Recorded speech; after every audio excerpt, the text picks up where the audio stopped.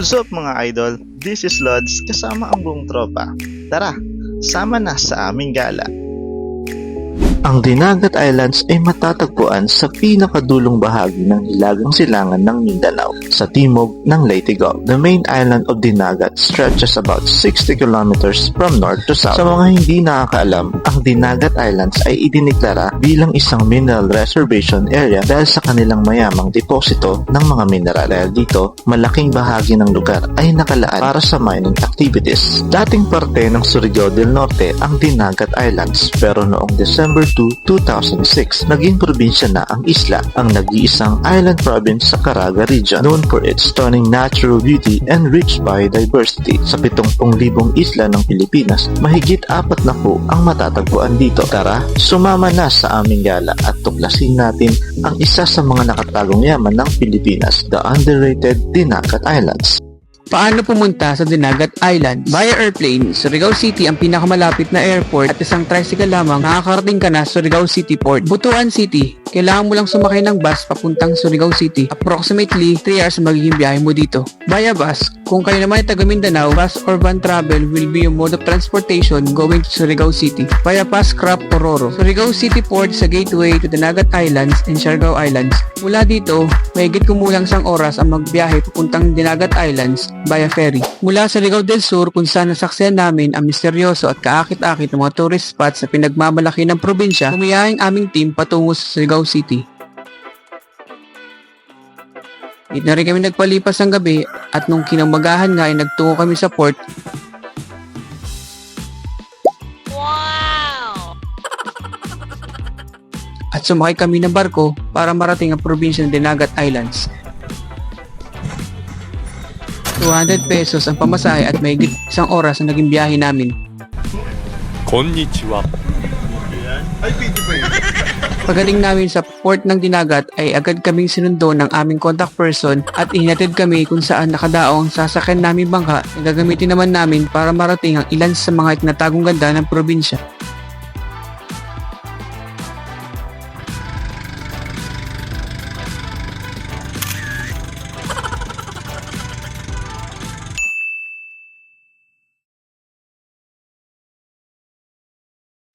Una sa listahan ang Hagak-Hak Rock Formations.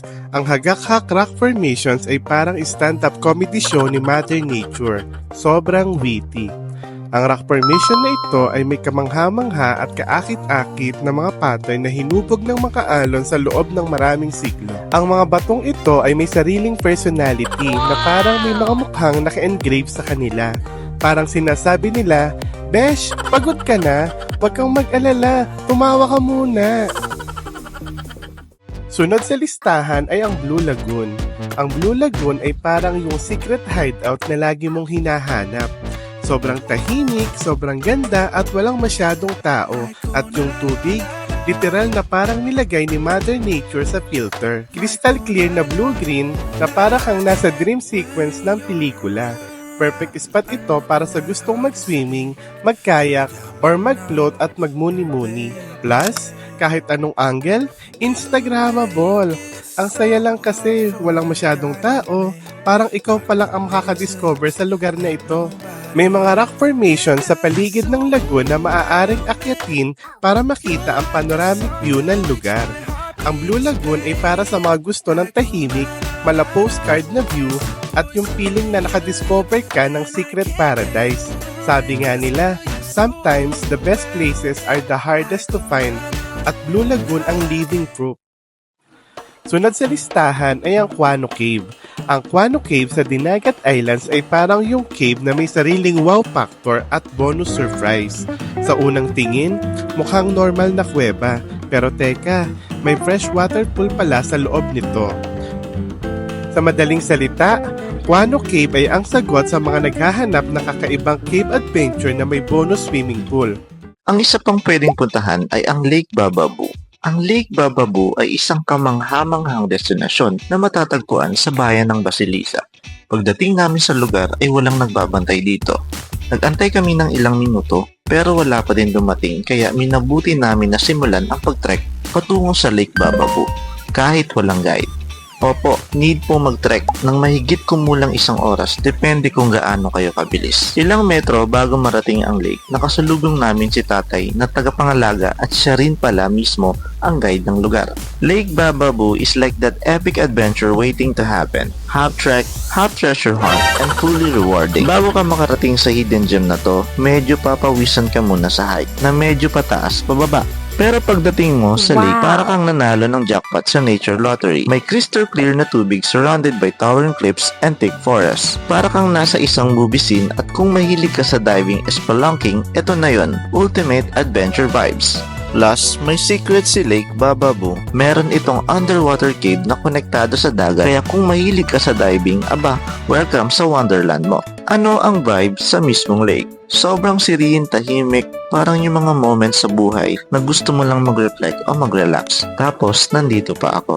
Este yung perfect spot for it. Crystal clear yung tubig, tapos surrounded ka ng nature na parang nagsushoot ka ng isang exclusive travel vlog, parang ganito. Chawot! Perfect spot para mag-unwind, mag-reflect, o simpleng lumangoy at mag-chill. Hindi lang siya basta magandang tanawin, may challenge pa bago ka makapag-enjoy. So every drip in that calm water feels like a well-deserved reward. Minsan, kailangan mo lang mag-effort at magtiyaga para makita ang tamang tao para sa'yo. Este ang mga hidden beauty ng mundo. Parang Lake Bababu, hindi siya agad kita. Pero kapag nahanap mo na, swerte mo best is a nature way of saying, good job, explorer.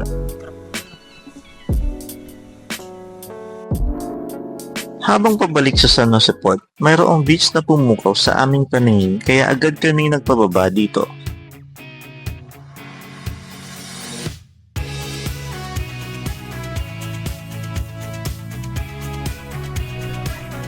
Maraming pwedeng gawin sa beach na ito, tulad ng snorkeling, banana boat at paddle boarding.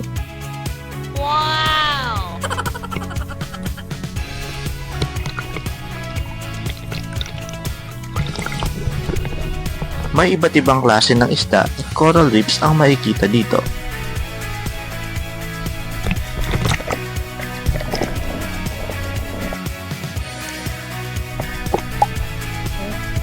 Tahimik, hindi gaanong karami ang tao at hindi rin mainit kaya naman na-enjoy namin ang lugar na ito.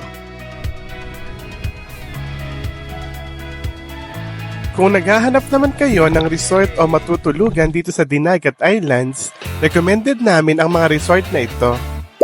Gelmar's Islet Resort. Ang resort na ito ay parang introvert na beach destination na masayang nagtatago mula sa mga turista at pinapanatili ang kanyang malinis na kagandahan, parang isang treasure na natagpuan mo sa mapa. Sinasabing Maldives of Dinagat dahil sa mga overwater cottages at breathtaking na tanawin. Perfect para sa mga taong gusto ng escape sa stress na buhay. RSG Compe Munting Paraiso Beach Resort. Hindi ito pangkaraniwang resort dahil sa bukod sa may maliit na parte ng puting buhangin at mga swimming pool na may magandang tanawin ng dagat, mayroon din itong cave pool na kung saan isa ito sa mga highlight destination dito sa Dinagat. Ang Dinagat Islands ay parang yung kaibigan mong underrated pero sobrang ganda pala. Kulang lang sa exposure. Mula sa mapayapang tubig ng Pangabangan Islands hanggang sa misteryosong Lake Bababu at ang kanyang nakakakilig na nakalubog na kuweba, Dinagat ay para kang sumabak sa isang real-life nature documentary. At syempre, andyan pa ang Hagak-Hak Rock Formation na parang mga bato na may hugot kasi ang dami niyang mukha ng tuwa at tawa. May mga natatagong likas na yaman sa Pilipinas na hindi sikat pero sobrang sulit puntahan at nag-aantay lang na ma-appreciate ng karamihan. Tulad ng Dinagat Islands na walang masyadong turista, kaya parang solo mo ang buong paraiso. Tapos ang mga locals sobrang bait at welcoming na parang matagal na kayong magkakakilala. Ang Dinagat, promise, babalik-balikan mo, lalo na kung gusto mo ng nature na walang filter at peace na walang stress. At ayun, tapos na nating puntahan ang Surigao del Sur at Dinagat Islands. Tara na't sumama muli sa ating next na gala patungo sa pinakasikat na isla ng Pilipinas, ang isla ng Siargao.